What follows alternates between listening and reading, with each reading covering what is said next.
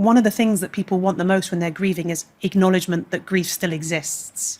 So what typically happens is, again, lots of people go quiet on grief, stop asking altogether. A simple way to do this is to say, how are you doing today? Or how are you coping? Because that's a more direct way of acknowledging there's something to cope with. What most people do is say, how are you? Now, as we all know, how are you has one response, fine. It's not a real question. How are you today acknowledges change over time. How have you been? If you haven't checked in weeks or months, I haven't checked in with you, but I've been thinking about you. How have you been coping?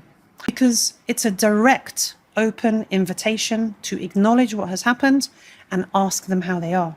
But I would be consistent with that approach, whether they answer or not, because the message there is, I care, I'm acknowledging, and I'm checking in. And what most people tell us is that 99% of people don't do that.